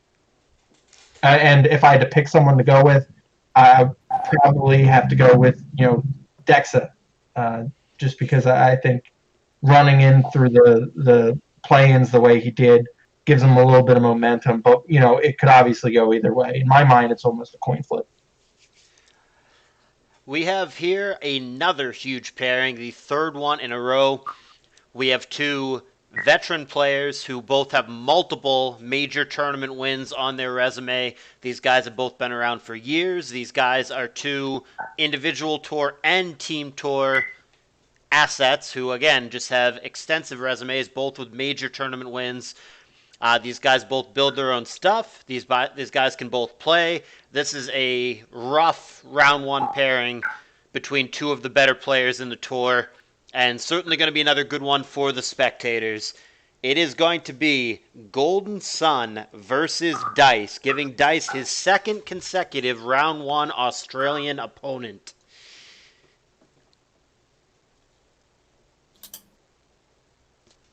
Who's taking this one? I'm unsure of the rotation. Yeah, I got this one. I'm pretty sure it's you. Okay, all right. I was just making sure. Oh. All right. Okay, so this one is really fun.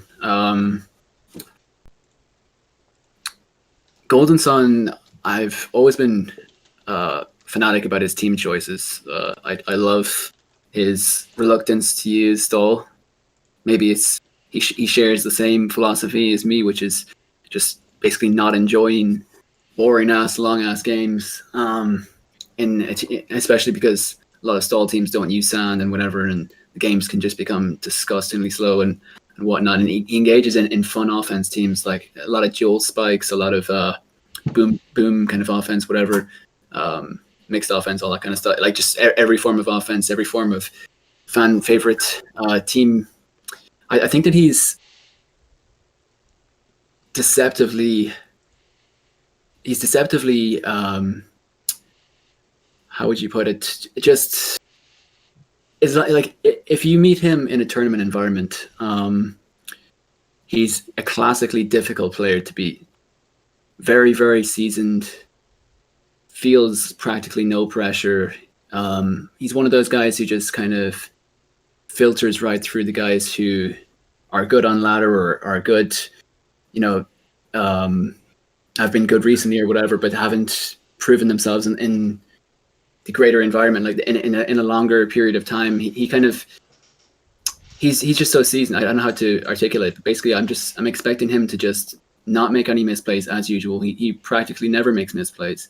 To use offense, not always the most well balanced offense. Sometimes he'll use teams that definitely have holes in them.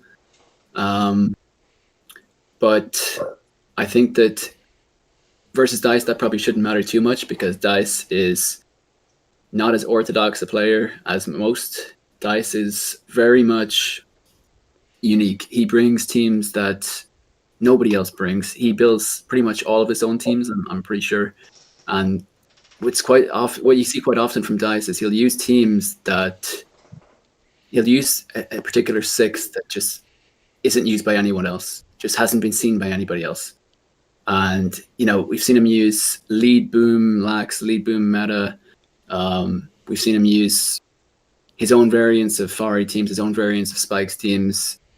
I think that it's this one in terms of teams, in terms of the team choice, is going to be a really fun one. As for who I think has the advantage, going into this, Dice is really motivated for advanced. He's been really, really he's been having some solid performances recently. I think he made semifinals in Cup. He beat me in quarterfinals. He's been playing fantastically. So just based on his recent performances, I think I'm going to give him an edge here. Whereas otherwise, I'd probably have it roughly even.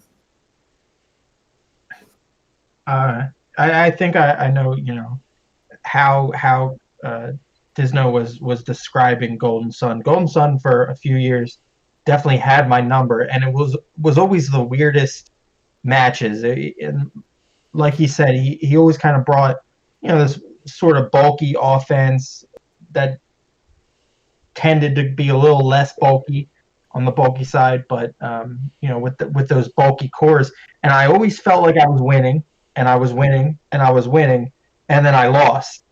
And I think that goes back to he just doesn't make a misplay.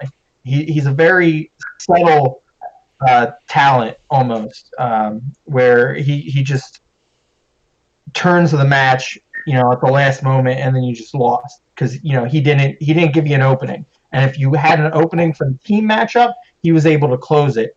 So I respect him in that fashion where it's just a different kind of, like I was just talking about Dexa and Undisputed. My matches against them went a lot differently. It was a lot of double switching, a lot of on your edge. Against Golden Sun, he just played it straight and then he won. And I think that's kind of a unique talent that he has. Dice, I'm not as familiar with his advanced resume as I'm sure the other two guys are. If you say Dice to me, I'll probably say, oh yeah, he's probably top 5 BW player is probably what I would say. So I'm glad to hear that he kind of brings a unique style to advance, and he's not just a transplant that's going to bring Milo doll stuff, and, that kind of stuff. So I think this will be an interesting matchup. Like I'm pretty sure I've said that for every single matchup so far, but obviously they're all going to be interesting. But this one may be a little uniquely interesting. I'll go with Golden Sun for the reasons I stated, but it should be a good one. Mm-hmm. So Dice's standout trait, to me at least, is that he is an excellent predictor. And he's got just a knack for reading opponents and being able to throw them off their game, call their moves. And of course, this is backed up by the fact that he comes with very strong teams. And I think the others have mentioned that he's happy to go with something a bit offbeat. But there's always a rationale behind doing so, and it's never not well thought out. So I very much praise him for that. I know that he doesn't actually always build his own teams, mainly because he takes them from the same person that I do. But yeah, they are good teams. As for Golden Sun, in the same way as Dexa and Undisputed that I talked about before, historically excellent players. He's received a bit of criticism in recent years for recycling teams and maybe not changing things up. Like I think there was a Moltres Jirachi TSS that he really took a lot of and played again and again, for example. But his extremely solid play means that that's something that he can do. I mean, the obvious criticism, the obvious thing you might think is, make new stuff, right? But I think his preparation style is very well set and not actually something he realistically needs to change in order to do well. I think Dice might be able to exploit Golden Sun's maybe reliance on using the same thing again and again a little bit. Golden Sun has been historically, as people have mentioned, a bit weak to trappers, which is actually something that Dice favors a lot himself. So in terms of how the players' building and playstyles match up, I would say that while Golden Sun I would favor against most people in this tour, Dice is actually someone I'd favor against Golden Sun because of the very specific dynamic between the two players. So I'm going to go with Dice here. This next pairing is a 4th monster pairing in a row, and arguably, depending on who you personally view as the tournament favorites, this could be the biggest highlight match of the entire round, depending on your personal view. There's not too much to say about this one, just keeping it real simple. It is one of the very best now versus one of the very best ever. Huge highlight match. Zomog versus Asta. Zomog versus Asta. Asta, okay. I pulled up the numbers. 9-4 overall in the series. So he has lived up to the hype in past years. He's obviously absurdly good, and he's been absurdly good once he came back onto the scene. For the past, I don't even know how long it's been, 5-6 years. It's hard to keep track of time these days. And like Fear, like Ugly Duckling, this is a player, I've known for 13 years. And, back then he was great. He's great now. I think he beat me in CALLOUS Invitational 1 the last time I ever tried in Pokemon. I got my ass handed to me by Asta. He beat me so hard I rage quit from the generation. So you can thank Asta for that. And obviously, you know, Zomog, a fresher face on the scene. I don't know, 1 and 2. So I guess did he play last year and he went 1 and 2. I don't know much about Zomog's playstyle. I know Asta single-handedly keeps Blissey stock alive, and we can expect him to bring it. You know, if he could bring it 4 times in a single series, he would. So, you know, I think he has a consistent team building style. I don't think he's gonna, from my experience at least, maybe the past few years he's taken up a drug addiction and now he goes a little bit wild in the team builder. But from my experiences, it's very solid, consistent, balanced at fastest team style. A lot of Blissey, a lot of T-Tar, and we'll see how it plays out. I lean Asta in this one just because he has done really well in this tournament in the past. His team building style, leads itself to consistent showing, and we'll probably see the same exact stuff this year. So, Zom is a genuinely exciting player to watch. He is a rare commodity in the tier because he's someone who is primarily an offense player, and he pulls off what I would say is the hardest playstyle to really execute to great success, and he does it again and again. And of course, he's not just an offense player, he's actually very capable at playing a lot of things, but offense is his first love, per se.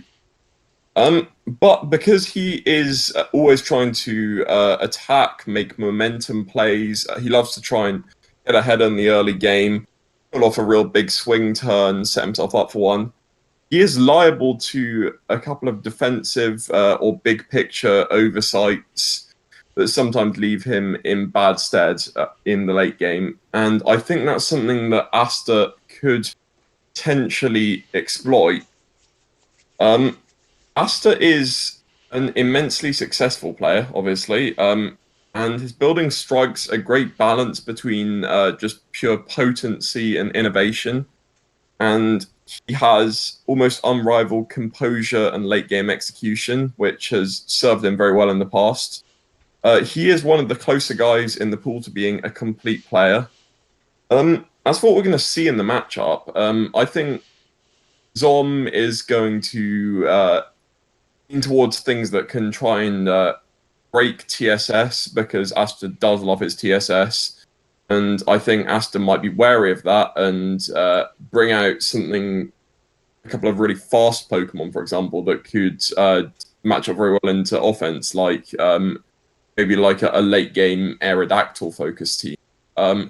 So it'll be interesting to see how the players want to come into the game against each other, how they want to prepare for each other. I think Asta is favored.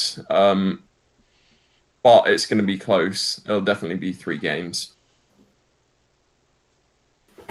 So my take on this is, well, first of all, got to talk about Asta. I mean, when I think of certain players that I'm just going to de facto bet on when I see their name come up, I think of maybe Lanier, Asta, those 2 names, whoever they're up against in this tour.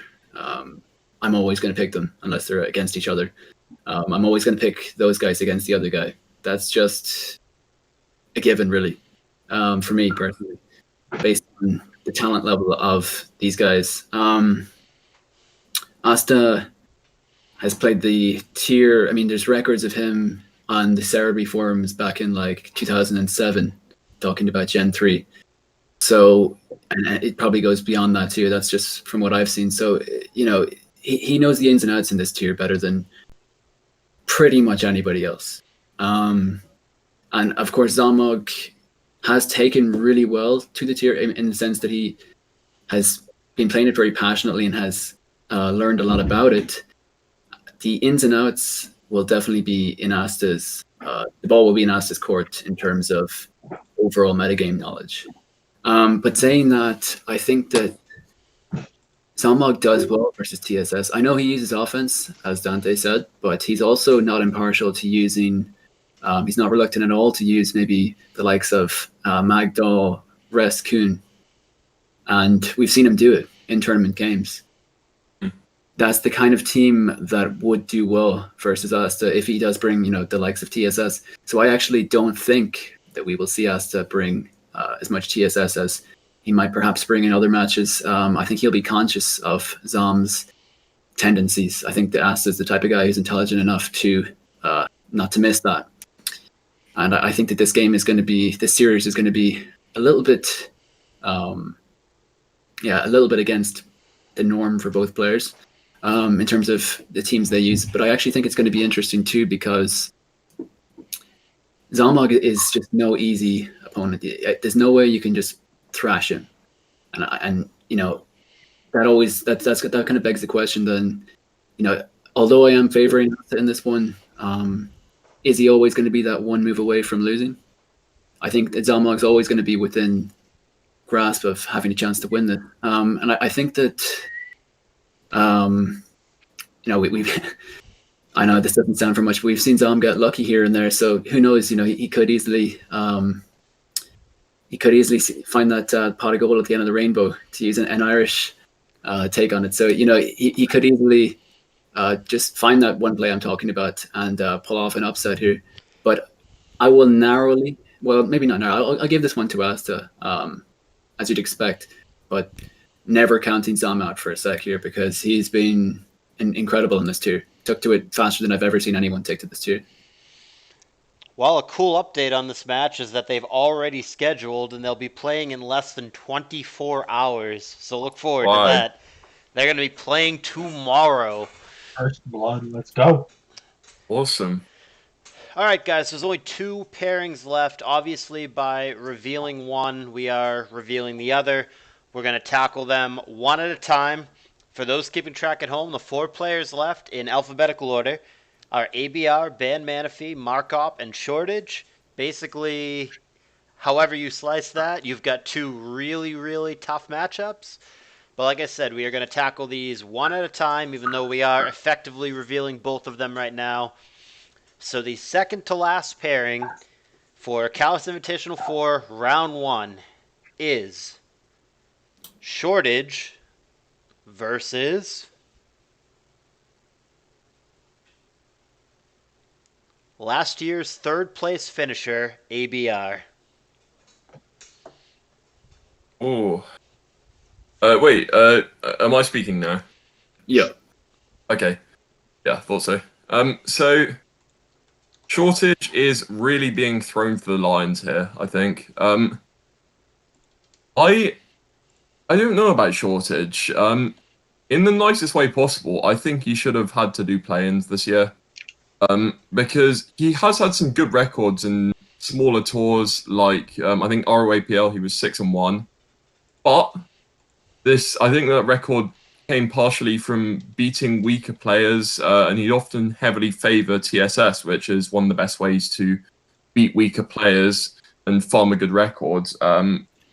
In something that's maybe just slightly less competitive. And that's, of course, not to belittle his achievements, but I think CALLOUS Cup and these brutal best-of-3s against someone like ABR, who's just going to scrutinise your tendencies and configure answers to them in both the builder and the game, it's just a totally different kettle of fish to a lot of the experience he's had so far. But I think if Shortage figures out how to exploit ABR, I think he has a very real chance, because Shortage, so as someone who favors TSS, defense, and patient, he's actually uniquely well matched as someone to beat ABR, because ABR favors like sand balance and defense of his own, and his major thing he plays off of is punishing opponents' mistakes and aggression, which is like a very calculating play style.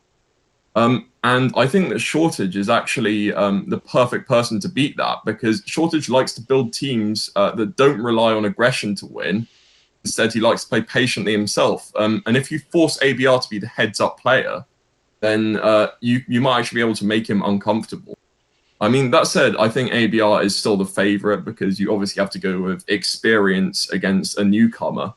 But I think there is some real genuine upset potential. That said, I'm still picking ABR. Okay, so my take on this is first thing I want to do is vouch for Shortage as a not just in this matchup, but just overall, because I think I'm probably partly responsible for why he was maybe even promoted to this to the main event. I've been following Shortage on ladder. People are a lot of people would only be familiar with maybe his performances in tours and whatnot, but as a ladder player myself originally, I have been following his accounts on ladder, and I've seen what he's been doing. And unlike other tiers, from what I'm aware, in advanced, you have to be. I mean, you can't get an amazing record on ladder as an average player. If you go 50 something and single digit, then you're just a good player. That's just how it is. It's you have to be. There is a certain skill level if you want to be consistent on ladder, because the overall average talent per game, the average opponent per game is not going to be just Joe Blow every single time. There's always going to be tough matchups, and with that said, he has a number of alts that are like 52 and 8 on ladder in advanced. 87 plus GXE. And although that's probably not considered an industry standard rating for to rate a player on, I think it's very telling of how good Shortage is. There's a lot of players in this tournament who could never get that kind of result, get those kind of score, those kind of ladder runs, in 20, 30 tries, and Shortage has done it multiple times in a row. My big criticism of him is actually down to team choice. Now, granted, he does use teams that always give him a chance to win, but his issue to me is that he seems to be using these it's like a monotonous style. It's like either Fari, TSS, or like hard stall-ish, like maybe not hard stall, but like maybe Magdoll, Coon Lax, Celebi kind of stuff. Like it's not. It's good at kind of beating the average player, but when it comes down to the players at this tournament's level, I think that you need to step outside your norm, and instead of just using teams that allow you to play the long game and make it a chess match between you and an average player. This tournament's the level of play that's required will require you to not just bring teams that are designed to beat noobs, not noob stomp teams, which is what I see from Shortage. I'd like to see him build more or just use different archetypes in this tier, because I think as a player in advanced, he is incredibly talented. I don't think people realize how good he is at all. But that being said, obviously, I don't think I need to even explain how good ABR is. I think everybody's already somewhat well aware. One of the best players on Smogon right now for sure. So, and he's obviously taken to advance pretty well. I mean, he went top 3 last year, made a lot of money. So he's definitely going to be the favorite in this matchup, despite my affinity for Shortage. So here's the dilemma for me. If Shortage can use good teams, basically, if he can use teams that are outside his predictive norm, then I think that he has a really good chance to win. And I think it comes down to that. But if you want the safe answer, I'd say ABR. That's my take. I think in a series of matchups where often my opinion is completely useless, I think that this is probably the one where it's the most useless. I do not have the extensive Shortage knowledge that Dizno has, so I'm going to take everything he just said as gospel. So, and I've also seen. Smart move. I mean, usually I take everything that Dizno says as gospel, but this one especially so. ABR, I think, was one of those players where a couple years ago he made it in kind of off the back of his talent in other generations and his transition into playing a lot of advanced. And now I think we're at the point where you can almost consider him, a CALLOUS Invitational staple and someone who's going to do pretty well every year. I don't think he's had a breakout year, but his series record is 5-4, which is, if you scroll through more than most, I mean, this is a very hard tournament to have a higher than 50% win rate. I mean, people who are in for 1 year, you see a lot of 0-2s, and I'm sure we're going to see a lot of 0-2s this year that don't even come back next year. But based on my lack of knowledge of shortage, and ABR just being a solid pick for no matter what he's playing, I'll go with ABR in this one. But obviously I'm seeing just within the past couple minutes a lot of hype around shortage. Dizno and in the Discord chat. Join the Discord chat, link in the description down below. Right, Callous? I'll cover that for you. How much did he pay you for that one? I'm not gonna get too deep into it because this video has already taken way longer than planned. I told you guys to talk for like a minute and a half preparing, and it's been like 10 minutes preparing. But They're just so passionate. no, it's all good. I just want to get it on the record on the video real quick. ABR, who is one of Smogon's overall top 3 players and made 3rd place last year in this, so he's incredibly good. I predict. Oh, you went 3rd? Okay. That's a really good run. I predict. So I guess first year and he didn't have a great showing, and then last year he just killed it. Yeah, and I predict Shortage to win the set. That's a huge prediction considering the upwards trajectory of ABR. I'm not willing to do that. I'm just gonna say ABR is gonna take this one and then probably also make another deep run this year. So yeah, no, we don't have time to go too deep into it, but I'm getting it on video record. I predict Shortage to win. Okay, just to get a record of your failure in this prediction. Exactly. And that leaves us with the final pairing. I don't remember whose turn it is to talk, but the final pairing is, of course, Ban Manaphy. I think he just goes by Mana now, but either or, same guy. Versus last year's 0-2 chump, Marco P.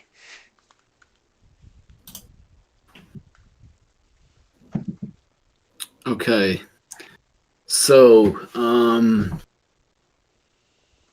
I think I'll start with Bad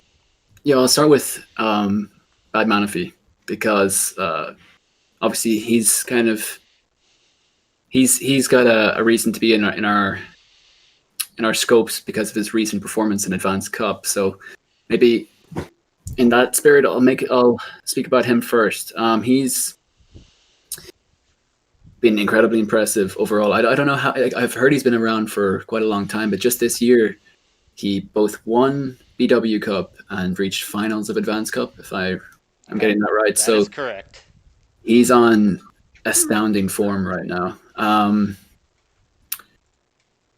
From what I can see, his teams to me seem to be relatively original. The teams he was using in Advanced Cup, in the games that were publicized, I hadn't seen them very commonly. I hadn't seen them. They didn't seem like common teams to me.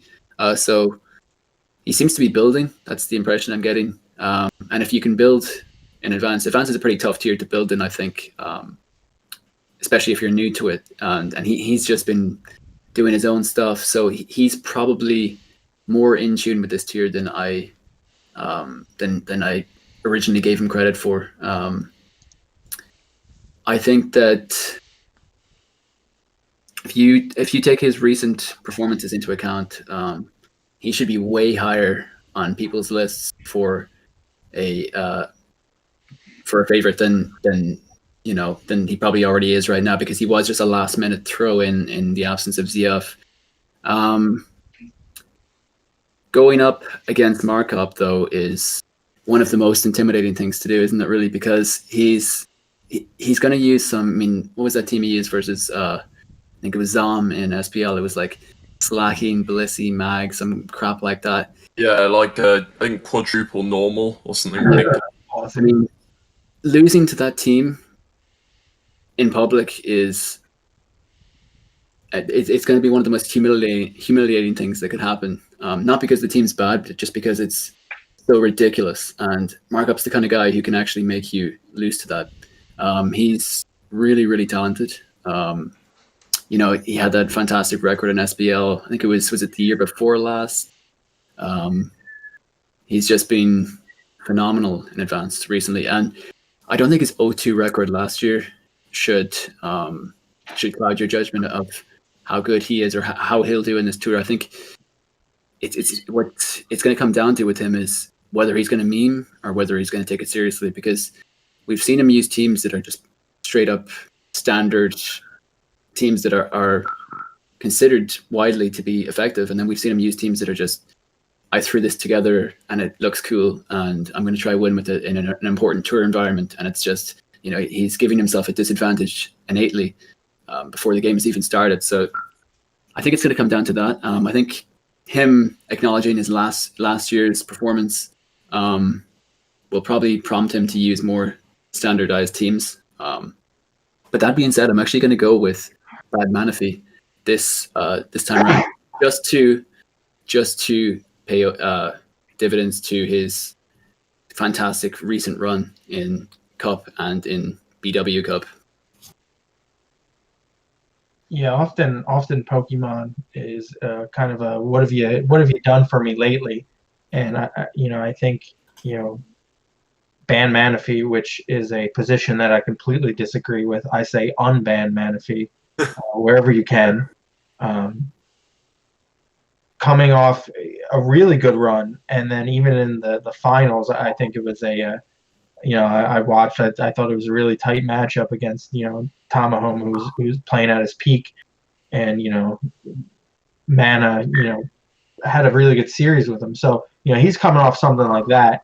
Marco P, obviously, or Markop, or whatever, however that's pronounced, is obviously a staple. He's been a staple in this tournament. Dizno pointed out he had a rough time last year, but in the past he's done pretty well. So I always love to see a newcomer come onto the scene this quickly and just do well. So I'm pulling for Mana in this one. I want to see if he can make a run in this and just have one of those years where you just go off. I think he looked really good against Tama. Marco P, I haven't seen a lot from recently. I don't know if he's been doing anything. The other people who pay more attention to the world can probably point out. He had a decent SPL. He was 6'4", I think. 6'4", yeah. That's a pretty good pull. That's solid. I mean, 5'4", right? Because one of the wins was me. Oh, is that? No, yeah, that doesn't count as a win. Get that shit out of here. You can put a toddler keyboard. We didn't learn anything from that game. What? We didn't learn anything from that game. No, exactly. So we went 5-4, solid record. But I don't know if I'm predicting Mana, but I do want to see him just make a run. It's just nice to see fresh faces in this thing make good runs, and I think this is a good matchup for it. Not to take away from Marco P, but he's not one of the newcomers that he's not like Tactless, who's pulling in the linear curve or anything like that. So I'm going to pull for Mana on this one. So with Marco P, people dwell a lot on his team building. It's obviously sometimes outside the box. What I love about his building is that there's always a purpose behind it. So to use an example from last SPL, his game versus Blight, it's where he was using, I think, an Umbreon Miltank team. His thought process is never, okay, let's make a Miltank. It's, okay, I have these 5, and the last slot would usually be Curslax, but I also need something that can use Heal Bell. What does that? Miltank. And once he has these ideas in the builder, these incredibly novel ideas that's so hard to come up with, he's so efficient at understanding like how these ideas translate to the game, playing to his ends. And he's great at sort of simplifying things when he plays as well and avoiding awkward lines because he's always got this precise long-term vision that he's thinking about. He is extremely hard to build against as well.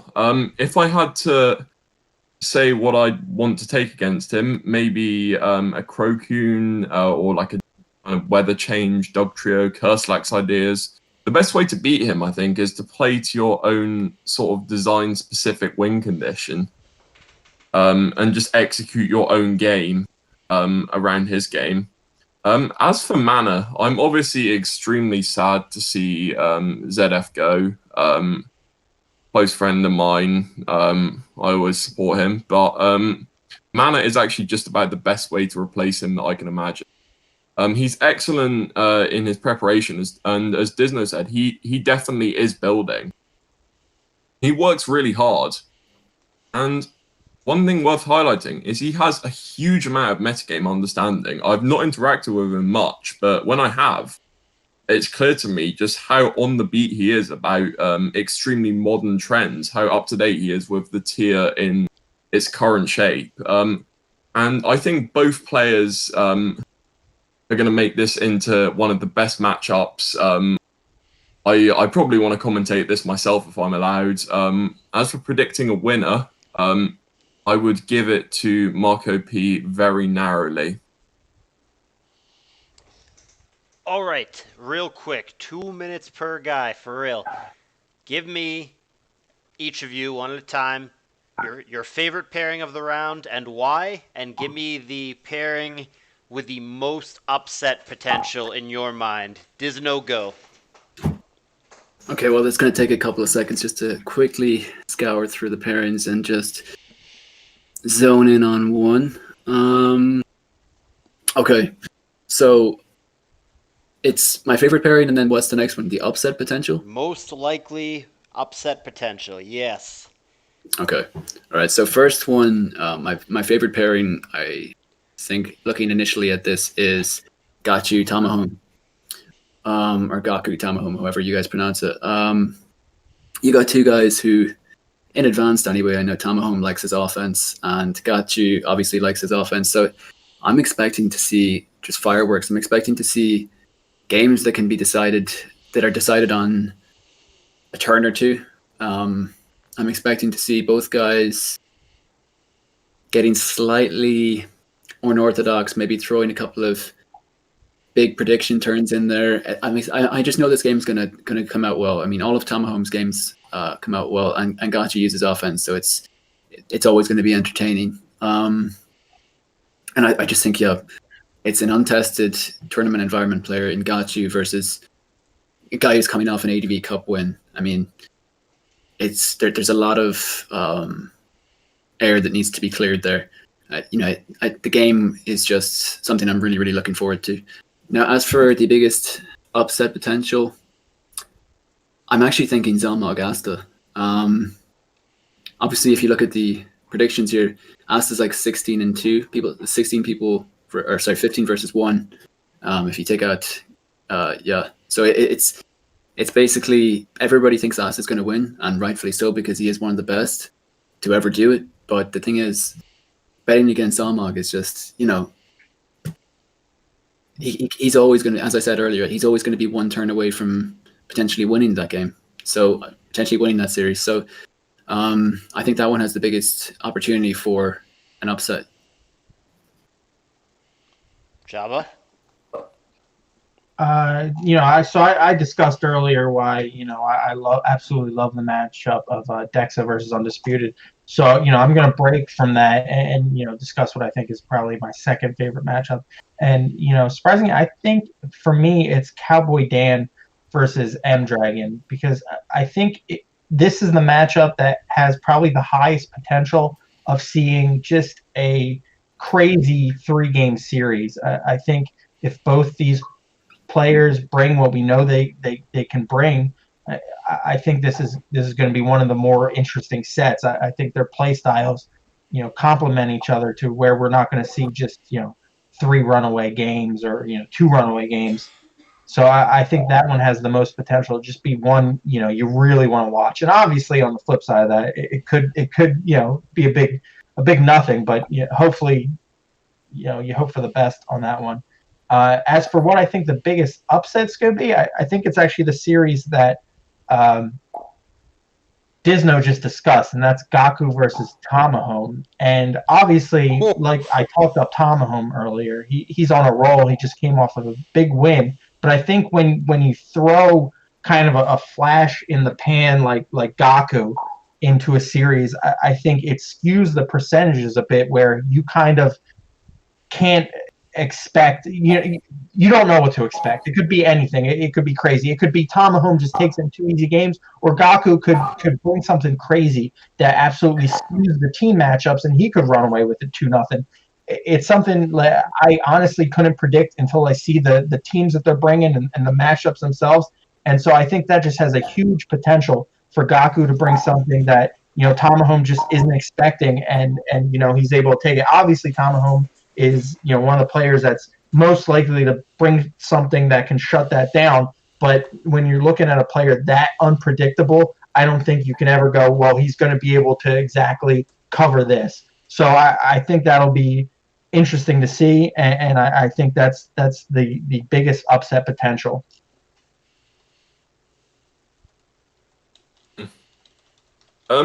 So as for my favorite matchup, I've got a few favorite matchups.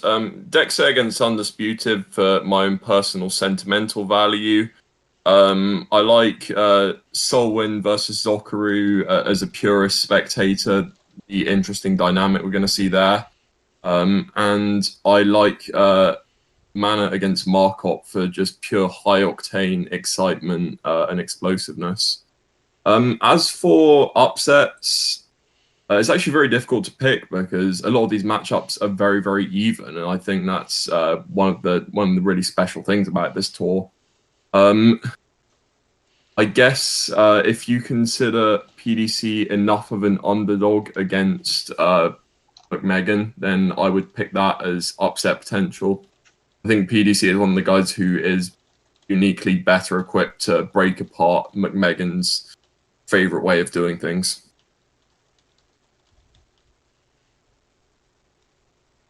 Is that it? Mm-hmm. Oh, that was brief. For What about you, Palace? You're running this tournament. What's your favorite matchup? Yeah. Hey, well, no, I said my two as they went. I like Dragon versus Dan a lot, and I like Georgie versus Alldon a lot for two different reasons. Those are my favorite ones, just on which ones do I think I'm going to enjoy watching the most. But I mean, are they the highlight matches per se? I don't know. I mean, are Georgie and Alldon, are either of them really top 10 in this tour? Either of them tour favorites? Probably not, but I'm going to enjoy watching that match. As far as upsets, I'm gonna be boring. I mean, I agree that PDC could slay Roro, Zomog could slay Asta. Those are both great picks. I'm gonna stick with what I said before. I think Shortage can and will beat ABR. I mean, there is no will in Pokemon. There's variants, and I mean, even if Shortage hypothetically were a better player than ABR, which I don't think I'm going to be able to sell you guys on, so I'm not going to try. How much better could he be? 2%, 3%? I mean, there wouldn't be enough of a gap to where you could say definitively player A is going to beat player B. But I think that ABR is a counter-teamer and someone who relies on data that he's not going to have. I think that Shortage is really, really, really good. And I think that the way that I think they both play, this is my own perception. I obviously don't follow these guys around and watch all the practice that they do. But I also think that the way that they play, Shortage matches up pretty well against ABR. So, I mean, would anyone be surprised if ABR wins because he's ABR? Of course not. But I think there is a very real possibility of Shortage taking that one. Yeah, I really agree. I think that's a fantastic point you made, Callous. That Shortage's favored playstyle actually matches up incredibly well into what ABR likes to play and how he likes to play.